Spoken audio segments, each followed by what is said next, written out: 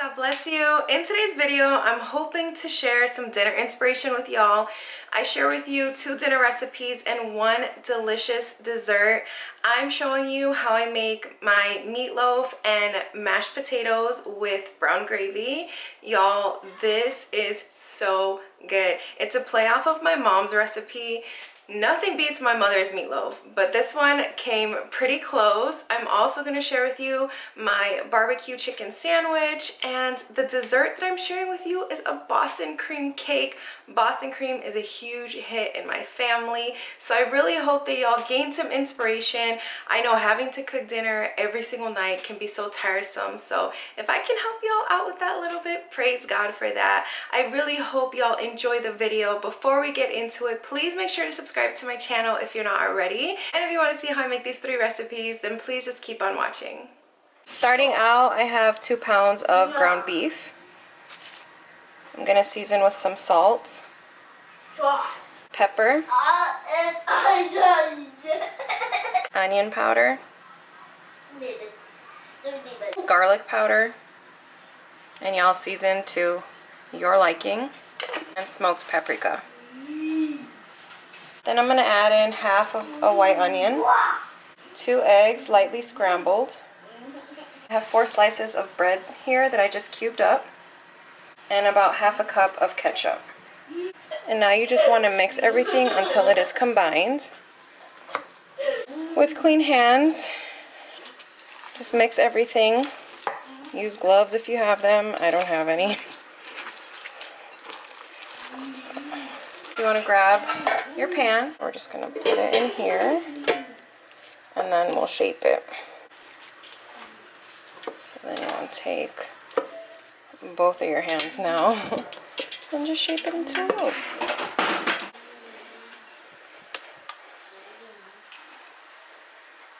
Once you're done, wash your hands. After you wash your hands, take some ketchup, pour it on top. And then you want to just take a brush and kind of brush it around. Then this is going to bake in a 350-degree oven covered for about 2 hours. You do want to check on it periodically just to make sure it doesn't dry up, to make sure it's cooking well. But remember, you want to bake this covered. So for the mashed potatoes, I am using russet potatoes that I'm just going to peel and then put into a pot of cold water.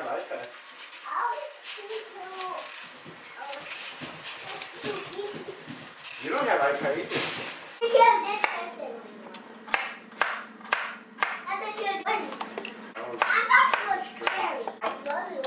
I'm going to add some salt, and then I will cook these until the potatoes are fork tender. While the potatoes are cooking up, I want to get started on the gravy. I'm going to melt a few tablespoons of butter. This was about 3 tablespoons of butter. You just want to melt it all down. You don't want your flame too high, so keep it about medium-low. And we're going to add in 3 tablespoons of flour. And you want to whisk the flour into the butter. This is going to create a roux.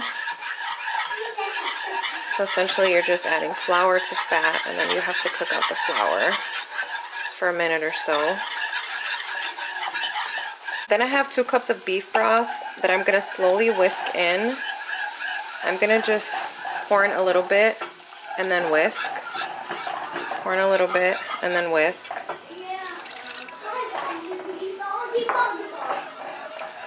You don't want to pour everything in all at once and then get any clumps. You want to make sure that you're doing this gradually so that your gravy isn't clumpy. So I added in about a cup. And now you just want to bring this to a boil and allow it to thicken. And then I will season with some onion powder, a little bit of salt because our beef broth does have salt, and pepper.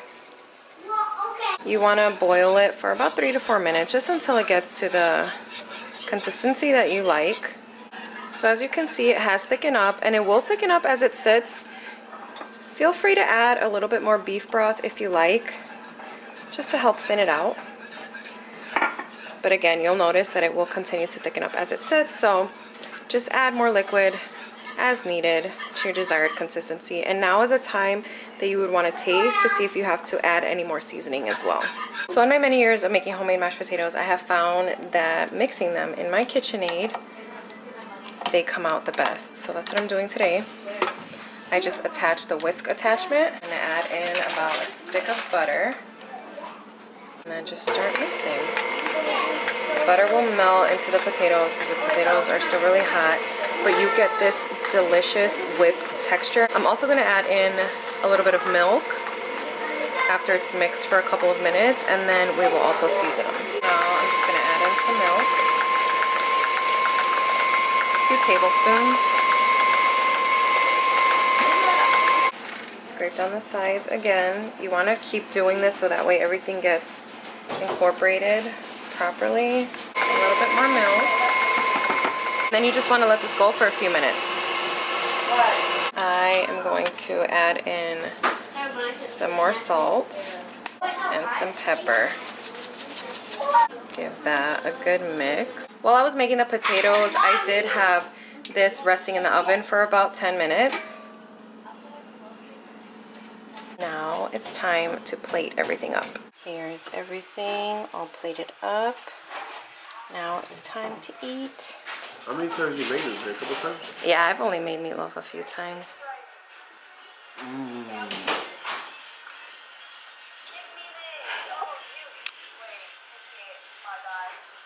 You did it again, babe. The gravy's good? Delicious, babe. 2 thumbs up? 2 thumbs up. Starting out with my chicken, I'm taking this 18-ounce bottle of barbecue sauce and putting it into my Instant Pot. I'm gonna pour the whole thing into my Instant Pot. Then I added about a cup of water into the bottle, and I'm gonna shake it up just to get the rest of the sauce, and also to add more liquids to avoid getting the burn notice. Just mix it all together. And I'm just gonna add in a little bit of seasoned salt. Then I've added in 3 chicken breasts. Then I'm gonna put the lid on, make sure the valve is on sealing, and I'm going to pressure cook for 25 minutes. I'm gonna be putting some coleslaw on top of the sandwiches. This is the coleslaw that I'm using. I pour about half the bag in the bowl. Then I'm gonna go in with some of this coleslaw dressing. Feel free to use whatever kind you like. This is just the one that I have on hand right now. I'm gonna pour some in. Give a good mix. Once your chicken is done, you want to shred the chicken. And then I go in with this to help break it up a little more. You can use a mixer, stand mixer, hand mixer.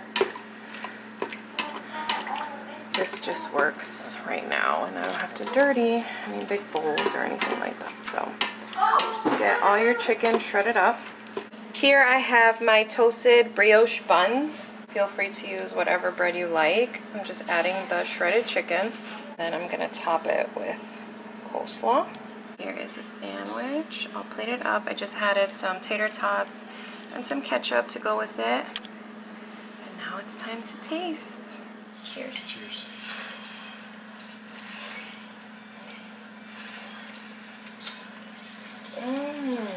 Glory. Good stuff, baby. It's so good. 2 thumbs up. 2 thumbs up.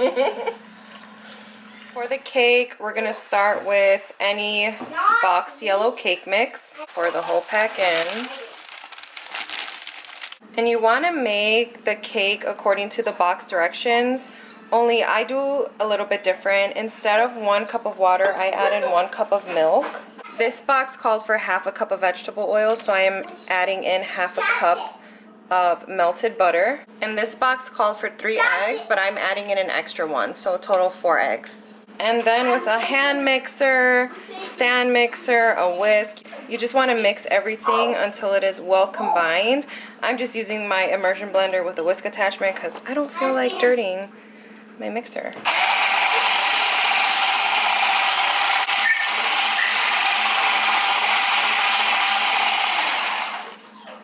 Just like that. Then you grab your baking dish of choice. I am using a 9x13 glass pan. I am gonna spray with some of this non-stick baking spray. pour the batter in.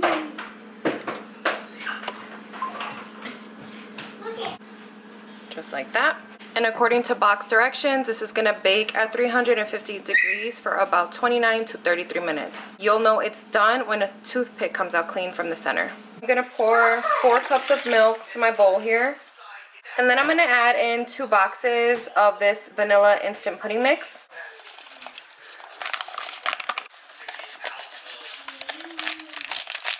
Then again with my immersion blender, we're just gonna mix this all up. And you see how it's getting thicker? That's exactly what you want. This is the consistency that you're looking for. So then you want to let this sit for about 5 minutes. You want this to thicken up just a little bit more, but you do not want it to set. All right, y'all, the cake is done. Toothpick has come out clean in the center. So you want to just let this sit for about 5 more minutes, because when we pour the vanilla mixture on top, you want the cake to be warm. So now you want to take the back of a wooden spoon and poke holes through the cake. Then you want to take your mixture and pour it all over the cake.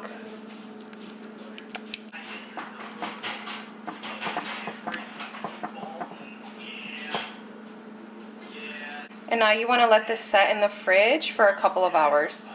So for the chocolate, I'm going to scald in the microwave a 1/4 cup of heavy cream, as well as 3 tablespoons of butter. This is gonna take about 1 to 2 minutes in the microwave. Then I'm gonna pour the milk and butter mixture to a bowl, along with 4 ounces of dark chocolate.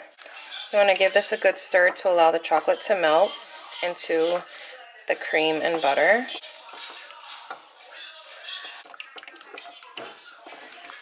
We're gonna add in a 1/2 cup of powdered sugar and a teaspoon of vanilla. And then we're gonna mix this all together.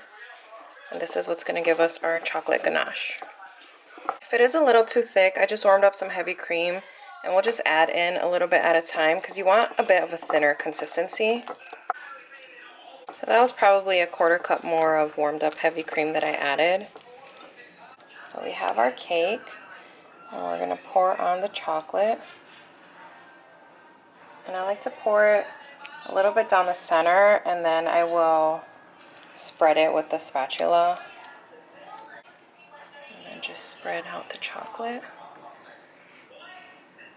And because today is Valentine's Day, I am going to be a little festive with the sprinkles. That's totally optional, you don't have to do that. Or you can just add sprinkles to whatever the occasion is. And now you want this to set in the fridge for about 2 to 3 hours. So the cake has been sitting for a few hours. Now we're gonna cut into it. Corner piece. Oh my gosh. Here's a slice. You know what they say, the first piece is always the hardest to get out. Here's my slice. Are you serious? I accidentally undid it. Now it's time to taste. Look at that.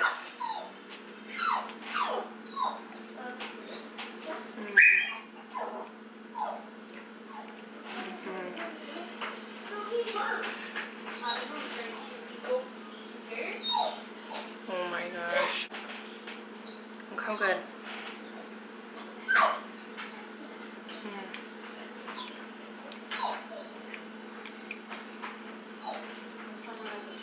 Two thumbs up for sure.